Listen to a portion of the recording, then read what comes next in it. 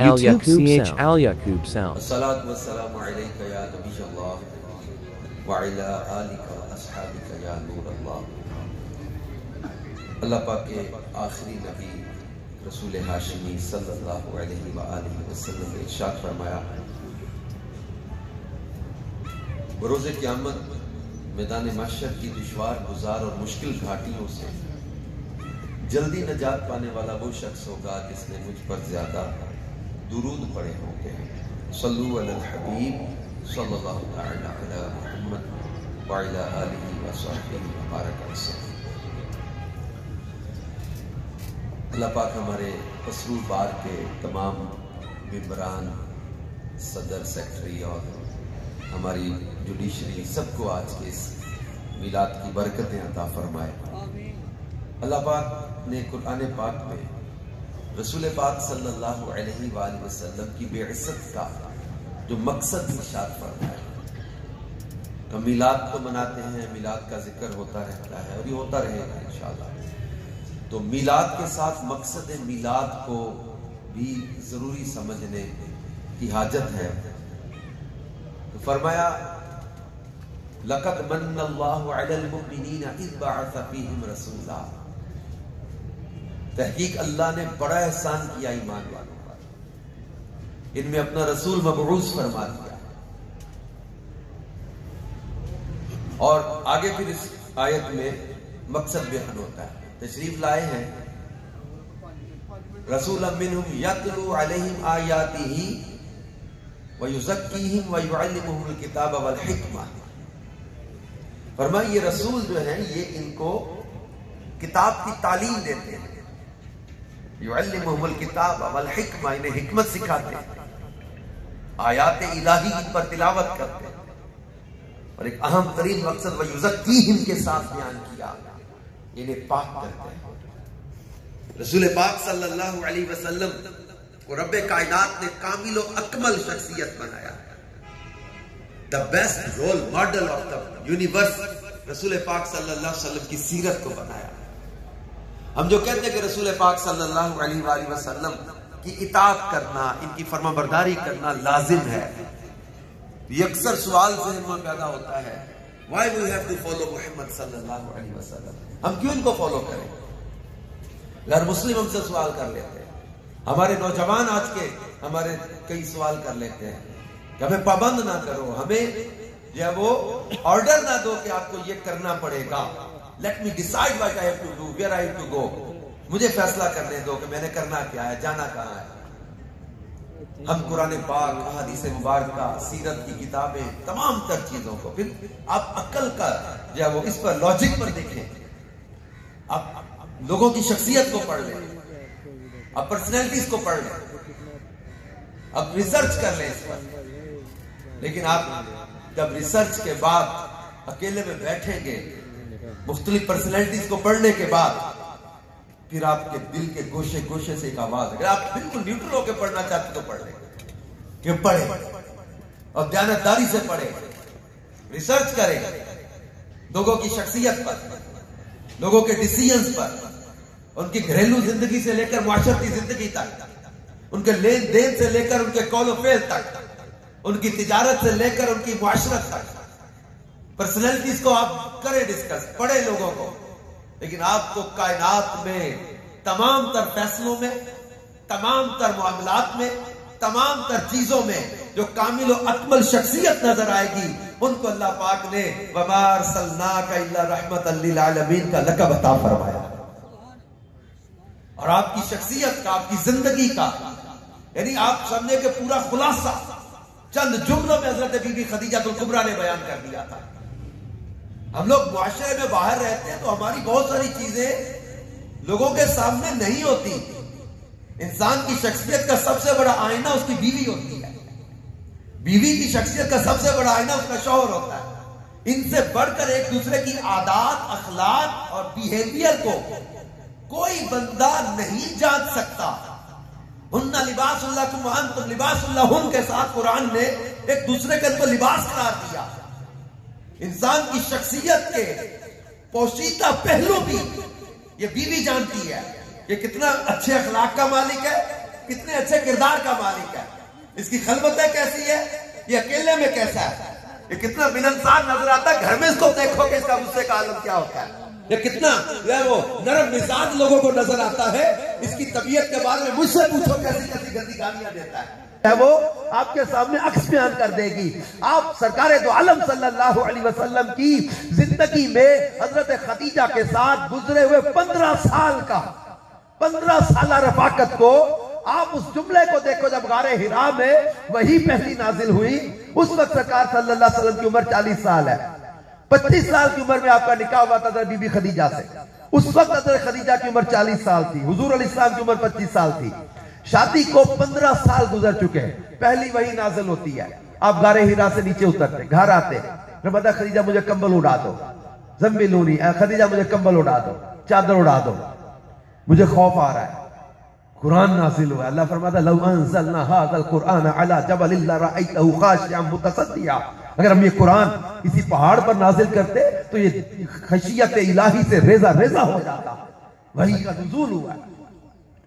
خدیجہ مجھے معاملہ یہ جو ہے وہ فرشتہ نظر آیا، پھر اس طرح مجھے کہا گیا اقرا، تو یہ وحی کی پوری کیفیت تھی جس میں مبارک پر ایک کیفیت تھی وحی کی، چادر اڑا دو، چادر اڑا دو۔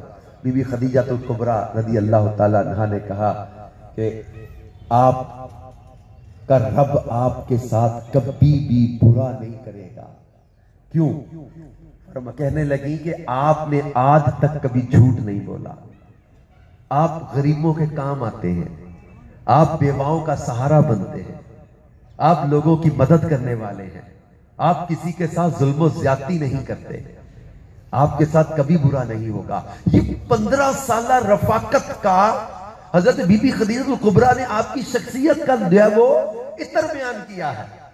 آپ کی جان کے دشمن، ہجرت کی رات جو لوگ آپ کو معاذ اللہ قتل کرنے کے لیے گھر کے باہر کھڑے تھے، گھیرا ڈال کے قریش کے کیا فیصلہ ہوا تھا کہ ہر قوم پہ ایک سردار آئے گا قتل کرنے کے لیے تاکہ کسی ایک قوم پر قتل کا کیس نہ پڑے، ہم سارے مل کر جو بنی ہاشم کا مقابلہ کر لیں گے، بنی ہاشم قبیلہ پورے عرب کے قبیلوں کا مقابلہ نہیں کر سکے گا، مکے کے سارے قبیلوں کا مقابلہ نہیں کر سکیں گے، لہذا سارے قبیلوں کے سردار لیے کہ یہ مل کر ہم قتل کریں گے، گھر کے باہر گھیرا ڈالا ہوا ہے اور اندر گفتگو کیا ہو رہی ہے، اس گفتگو کو سمجھے اسلام کا حسن کیا ہے۔ باہر جو لوگ رسول پاک صلی اللہ علیہ وآلہ وسلم کو معاذ اللہ قتل کرنے کے ارادے سے جمع ہوئے ہیں، گھر کے باہر جنہوں نے گھیرا ڈالا ہے، جو حملہ کرنے کے لیے آ رہے ہیں، اور اندر گھر میں گفتگو کیا ہو رہی ہے، فرمایا ذرا علی تم میرے بستر پر لیٹ جاؤ، ان لوگوں کی امانتیں میرے پاس پڑی ہیں، ان کی امانتیں لوٹا کے تم مدینے میں ہمارے پاس آ جانا۔ ہم اس نبی کے امتی ہیں جو ہجرت کی رات اپنی جان کے دشمنوں کی امانتوں کی فکر کر رہے ہیں، اور اس میں دوسرا پہلو بھی ہے کہ وہ لوگ جو معاذ اللہ آپ کو قتل کرنے کے لیے کھڑے ہیں، لیکن ان میں سے بھی کچھ لوگ ایسے ہیں جن کی امانتیں آپ کے پاس پڑی ہیں، ان کو اپنے باپ پر اعتماد نہیں ہے، امانت رکھنے کے لیے اپنے سگے بھائی پر اعتماد نہیں ہے، اپنے سگے چچا ماموں پر بھروسہ نہیں ہے، بھروسہ ہے تو آمنہ کے لال پر بھروسہ ہے کہ یہ امانت میں خیانت نہیں کرتے، یہ بددیانتی نہیں کرتے۔ پرسنالٹی، جب آپ نے فرمایا کہ اگر میں کہوں، لوگوں کو جمع کیا، اگر میں کہوں کہ یہ پہاڑ کے پیچھے سے کوئی فوج حملہ کرنے لگی ہے، کیا یقین کرو گے؟ سب نے کہا ہم یقین کریں گے۔ اب فرمایا کہ میں اللہ کا رسول ہوں، اللہ نے مجھے نبی بنا کے بھیجا ہے۔ پہلے اپنی شخصیت کو سامنے رکھا۔ رسول پاک صلی اللہ علیہ وسلم 40 سال کی عمر میں نبی بنے نہیں۔ جب آپ سے پوچھا گیا تھا، جامع ترمذی کی حدیث ہے، اب کب سے نبی ہیں؟ بتا وجبت لک النبوہ، عرض کیا کہ آقا آپ کب سے نبی ہیں؟ تو میں کنت نبی وآدم بین الماء والطین، میں اس وقت بھی نبی تھا جب آدم مٹی اور پانی کے درمیان تھے۔ کنت نبی وآدم بین الروح والجسد، میں اس وقت بھی نبی تھا جب آدم روح اور جسم کے درمیان تھے۔ یعنی آپ صلی اللہ علیہ وآلہ وسلم نے 40 سال کی عمر میں اعلان نبوت کیا ہے، وحی کا نزول ہوا ہے۔ نبی آپ جو ہے وہ آدم علیہ السلام کی بھی پیدائش سے پہلے کے ہیں، لیکن اعلان نبوت 40 سال کی عمر میں کر رہے ہیں. آپ صلی اللہ علیہ وسلم نے 40 سال اپنی زندگی کے معاشرے کے سامنے اپنا کردار رکھا, اپنی شخصیت رکھی, اپنا بیہیویئر رکھا, اپنا جو وہ لین دین رکھا, اپنی معاشرتی زندگی رکھی, معاشرے کے سامنے اپنی شخصیت, اپنا کردار رکھا. اور جس دن اعلان نبوت کرتے ہیں وہ لوگ کسی بھی وجہ سے اگر مذہب قبول نہیں کر رہے لیکن آپ کی شخصیت پر کوئی انگلی نہیں اٹھا سکتا, آپ کے کردار پر کوئی انگلی نہیں اٹھا سکتا. وہ لوگ بھی کہتے ہیں کہ ہم نے کبھی آپ کو جھوٹ بولتے نہیں دیکھا, کبھی بددیانتی کرتے نہیں دیکھا, کبھی خیانت کرتے نہیں دیکھا, کبھی کسی پر ظلم کرتے نہیں دیکھا, کسی کا حق نہیں مارا, کسی کے ساتھ زیادتی نہیں کی. یہ ہمارے پیارے نبی صلی اللہ علیہ وسلم کا پیارا کردار ہے جو لوگوں کے کام آنے والے, لوگوں کی مدد کرنے والے, لوگوں سے شفقت فرمانے والے, لوگوں پر احسان کرنے والے, لوگوں کی جو وہ لوگوں کے وزن اٹھا لینے والے, غریبوں کی مدد کرنے والے, کبھی جھوٹ نہ بولے, کبھی خیانت نہ کرے, کبھی بددیانتی نہ کرے, کبھی کسی پر ظلم نہ کرے, کبھی اپنی ذات کے لیے بدلہ نہ لیا, کبھی کسی کو گالی نہیں دی, کبھی کسی پر لعنت نہیں فرمائی. ہم اس نبی کے امتی ہیں. ہمیں ضرورت اس بات کی ہے کہ لوگوں کے سامنے ہم اپنے پیارے نبی صلی اللہ علیہ وسلم کی سیرت رکھیں. ہمارے پیارے نبی صلی اللہ علیہ وسلم کا اخلاق لوگوں کے سامنے لانے کی ضرورت ہے, ان کا کردار لوگوں کے سامنے رکھنے کی ضرورت ہے, ان کی پرسنالٹی لوگوں کے سامنے رکھنے کی ضرورت ہے.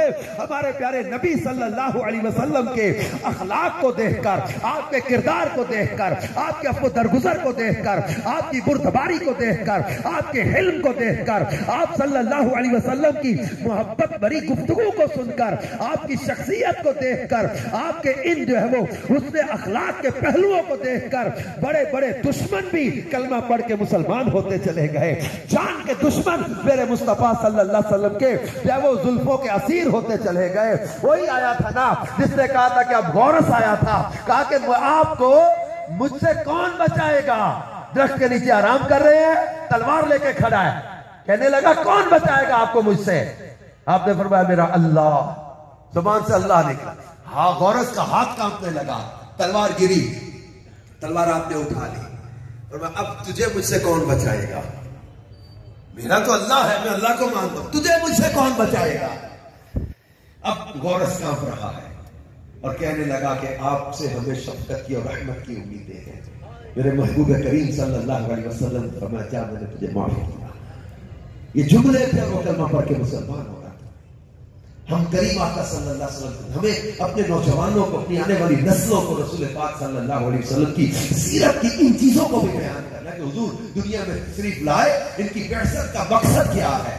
وہ یزکیہم, پاک کرنے آئے ہیں ہر طرح کے کفر سے, شرک سے, عداوتوں سے, نفرتوں سے, بغض سے, کینے سے, برائیوں سے پاک کرنے کے لیے تشریف لائے. ہمارے معاشرے میں ٹالرنس کی بہت کمی آ گئی, بہت عدم برداشت, گھر ٹوٹ رہے ہیں, میاں بیوی میں لڑائیاں ہو رہی ہیں, باپ بیٹے میں لڑائی ہو رہی ہے, باپ بیٹے کو چند جملے نصیحت کے بیٹھ کے سمجھانے لگتا ہے, بیٹا آنکھیں نکالتا ہے, غصے سے دروازہ مار کے نکلتا ہے. باپ ڈرتا ہے بیٹے کو نصیحت کرتے ہوئے کہ بیٹا برداشت نہیں کرتا. بھائی بھائی سے بات کرتے کرتا ہے, بزنس پارٹنرز آپس میں گفتگو کرتے ہوئے ڈرتے ہیں کہ میں اس سے بات کروں گا آگے سے موڈ بنانے کا. آپس میں برداشت کی کمی, باہر گاڑی نکلتی ہے, موٹر سائیکل سامنے آتا ہے, یہ کہتا میں پہلے نہیں, وہ کہتا تم نے پہلے کیوں گاڑی آگے کی. 30 سیکنڈ کا صبر نہیں کیا, پھر کئی سال تک جیلوں عدالتوں کے چکر لگانے کے لیے وقت نکال لیتے. چند سیکنڈ کا صبر نہیں ہے. میں گجرانوالہ جیل میں ایک لیکچر کے لیے گیا, دعوت اسلامی کا دینی کا مختلف شعبہ جات میں, جیلوں میں بھی ہم تبلیغ کے لیے جاتے ہیں. گجرانوالہ جیل میں بیان کے لیے گیا. بیان میں نے کچھ لوگ سامنے بیٹھے تھے, قیدی تھے.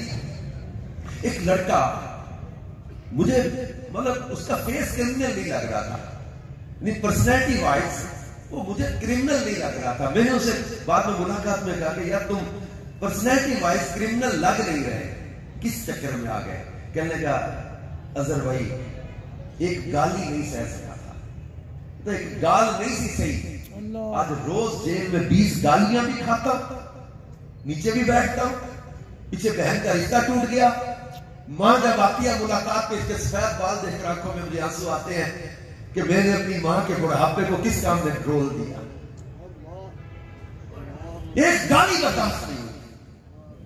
اور روز آپ 20 گالیاں بھی کھاتا. ہم لوگوں کے اندر برداشت ختم ہو گئی, ٹالرنس کی کمی آ گئی, چھوٹی چھوٹی بات پہ بکھر جاتے ہیں, لڑنے کو تیار, مارنے کو تیار. اور سوچتے ہیں, یہ سائیکالوجی کے ماہرین کہتے ہیں کہ انسان کو جب کوئی بات غصے والی اس کے اوپر آتی ہے, دا فرسٹ 11 سیکنڈ, یہ پہلے 11 سیکنڈ جو ہے, انسان اگر اپنے اعصاب پہ قابو پا لیتا ہے, یہ بہت بڑے فتنوں سے بچ جاتا ہے. The first 11 second are very important. آپ ریئیکٹ کرتے ہیں یا آپ کا موڈ کیا ہے؟ آپ ریئیکٹو موڈ میں جاتے ہیں یا پرویکٹو موڈ میں جاتے ہیں؟ ریئیکٹو موڈ کیا ہے؟ ایک بچہ ایک چیز گرا دیتا ہے, ریئیکٹو موڈ کہتے ہیں ماں کا کہنا بدبخت, توڑ دی کوئی چیز, نقصان کر دیا, ذلیل, گالیاں دی 2-4. یہ ریئیکٹو موڈ, ایک دم غصہ آنا اور ریئیکٹ کرنا. ایک ہے پرویکٹو موڈ, بچے نے کوئی چیز گرائی, ماں کچن میں یا دوسری کمرے میں آئے, آواز دی, میرا بیٹا چوٹ تو نہیں لگی تمہیں؟ بیٹا کیا ہوا؟ بچے کو لگے کہ میری بھی کوئی اہمیت ہے گھر میں, جگ کی اہمیت زیادہ تھی, گالیاں مل گئی, میرا نہیں پوچھا کہ تم تو نہیں گر گئے صاحب, چوٹ تو نہیں لگی. یہ پرویکٹو موڈ, ہمیں اپنی لائف میں پرویکٹو موڈ لانا ہوگا. ہم اس نبی کے امتی ہیں جو فتح مکہ کے دن کھڑے ہو کر ان لوگوں کے سامنے کھڑے تھے جنہوں نے اتنا تکلیفیں دی تھی, اتنی اذیتیں دی تھی, اتنی اذیتیں پہنچائی تھی کہ یہاں تک کہ مکہ چھوڑنا پڑا, ہجرت کرنی پڑی. آپ کے رستے میں کانٹے بچھائے گئے, آپ کے گھر کے سامنے لا کر اونٹ کی اوجڑی کو کھول دیا گیا, آپ کے گلے میں چادر ڈال کے گلا دبا کے آپ کو معاذ اللہ قتل کرنے کی کوشش کی گئی, آپ کے ساتھیوں کو تپتی ریت میں لٹا کے مارا گیا, ظلم و زیادتیاں کی گئی. وہ لوگ سامنے کھڑے تھے اور آپ ان سے فرما رہے تھے کہ پتہ میں تمہارے ساتھ آج کیا کرنے جا رہا ہوں. پھر جملے میں ارشاد فرمائے, لا تثریب علیکم اليوم, جاؤ تم سے آج کوئی بدلہ نہیں لوں گا, انتم الطلقاء, تم سارے آزاد ہو, جاؤ میں نے تمہیں معاف کیا. وحشی سامنے آئے, یہ حضرت امیر حمزہ جو حضور کے سگے چچا کو قتل جنہوں نے کیا تھا, حضرت امیر حمزہ کو نیزہ مارا تھا, حضرت امیر حمزہ کے قاتل کو سامنے دیکھا. وحشی نے آ کر کہا, حضور کیا میرے لیے بھی معافی ہے؟ فرمایا تیرے لیے بھی معافی ہے. ہندہ نے کہا, جنہوں نے امیر جب حمزہ رضی اللہ عنہ کا کلیجہ نکال کے چبایا تھا, انہوں نے آگے کہا کہ حضور میرے لیے بھی معافی ہے. فرمایا تیرے لیے بھی معافی ہے. یہ سگے چچا کے قاتلوں کو معاف کر رہے ہیں. اور رسول پاک صلی اللہ علیہ وسلم کی بیٹی حضرت زینب نے جب ہجرت کی تھی, یہ سب سے بڑی بیٹی ہے حضور علیہ السلام کی, بی بی زینب جس سواری پر سوار تھی, جب وہ شخص نے نیزہ مارا تھا, حضرت بی بی زینب نیچے گری تھی, اونٹ سے نیچے گری تھی, اور اس وقت حضرت بی بی زینب کا مسکیریج ہو گیا تھا, اور اسی تکلیف میں حضرت زینب کا انتقال ہوا. حضور کی سگی بیٹی, اتنی تکلیف ان کو ہوئی, نیزہ جس شخص نے مارا, آپ اس تکلیف کی وجہ سے مدت تک بڑی اذیت میں تکلیف میں رہے, آپ کا وصال ہو گیا. وہ نیزہ مارنے والا وہ سامنے آیا, اس نے کہا کیا حضور میرے لیے بھی معافی ہے؟ فرمایا تیرے لیے بھی معافی ہے, یا تیرے لیے بھی معافی. اللہ سلو کو پسند فرماتا ہے. ہم تو اس نبی کی امتی ہیں جنہوں نے لوگوں کو یوں جوڑا ہے, توڑا نہیں ہے. عثمان بن طلحہ کو بلایا, تو کہتا ہوں کہ سیرت کے ایک پہلو کو کھولیں گھنٹوں, یار ایک ایک ٹاپک پر بندہ بات کر. عثمان بن طلحہ کو لائی نا, عثمان ابن طلحہ, فرمایا لاؤ عثمان بن طلحہ. کیا ان کے پاس کعبے کی چابی ہوا کرتی تھی. فرمایا عثمان یاد ہے ایک دن میں نے کہا تھا یہ چابیاں میرے ہاتھ میں ہوں گی اور میں جس کو چاہوں گا دوں گا, لا چابیاں دے. عثمان نے چابیاں دی. فرمایا یاد ہے میں نے ایک دن کعبے میں اندر جا کے عبادت کی اجازت مانگی تھی, تو نے چابی نہیں دی تھی. ہجرت سے پہلے کی بات یاد دلائی, کہا یاد ہے. وہ یاد ہے میں نے یہ بھی کہا تھا ایک دن آئے گا یہ چابیاں میرے ہاتھ میں ہوں گی, میں جس کو چاہوں گا دوں گا, یاد ہے. فرمایا عثمان تو نے تھوڑی دیر کے لیے مجھے چابیاں نہیں دی تھی, لیکن آج میرا ریونج کیا ہوگا, میرا بدلہ پتہ کیا ہوگا.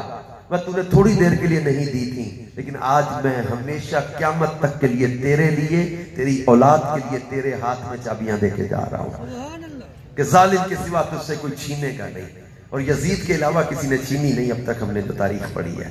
فرمایا کہ یہ چابیاں تو نے مجھے تھوڑی دیر کے لیے نہیں دی تھی, میں ہمیشہ کے لیے تیرے ہاتھ میں دے کر جا رہا ہوں. یہ رسول پاک صلی اللہ علیہ وسلم کی سیرت ہے. اس کو اب پڑھے رحمت بچوں پر، جانوروں پر، عورتوں پر شفقت، غلاموں کے ساتھ شفقت. آپ کی زندگی کے کس پہلو کو ہم پڑھے جس میں رحمت للعالمین صلی اللہ علیہ وسلم کی رحمت کا جب عطر نظر نہ آئے تو پھر ہم یہ کہیں گے why we have to follow Muhammad صلی اللہ علیہ وسلم because he is the single personality in the universe who is able to be followed now.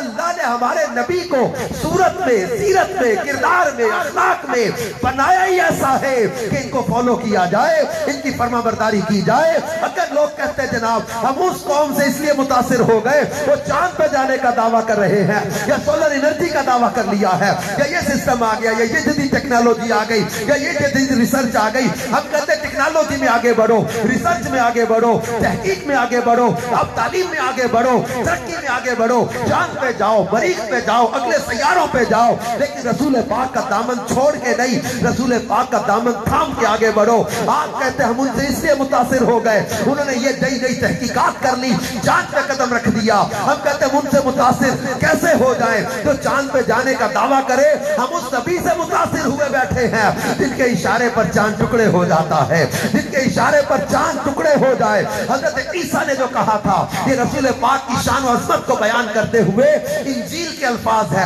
انجیل برنباس کے اندر چیپٹر 29 پیج 75 کے یا 85 پیج پہ یہ الفاظ لکھے ہیں. حضرت عیسیٰ نے کہا تھا Verily I say to you the moon shall distance into his boyhood and when he shall be grown up he shall take her in his hands the world beware of casting him out. حضرت عیسیٰ نے فرمایا تھا کہ لوگوں میں تمہیں بڑی سچی بات بتاؤں، جب اس پیغمبر کا بچپن ہوگا تو چاند انہیں لوریاں دیتا ہوگا اور جب وہ جوان ہو جائیں گے he shall take her in his hands وہ چاند کو اپنے ہاتھوں میں پکڑ لیں گے، چاند ان کے قبضے میں ہوگا. the world beware of casting him out. دنیا انہیں ٹھکرانے کے بارے میں خبردار رہے، یعنی خبردار دنیا والوں اس نبی کو ٹھکرانا بیٹھنا جن کے اشارے پہ چاند چلتا ہوگا.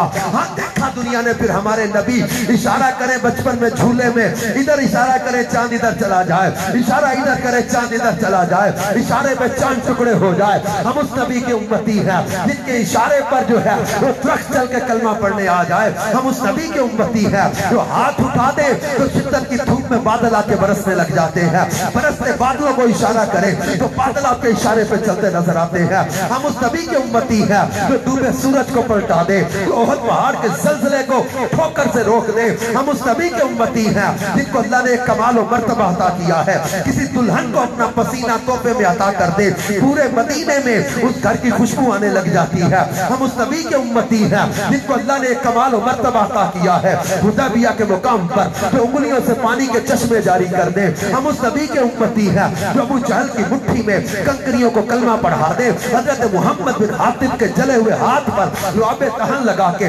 شفا یاب کر دے. حضرت مولا مشکل کشا کی دکھتی آنکھوں پر لعاب دہن لگا کے خیبر کے روز شفا عطا فرما دے.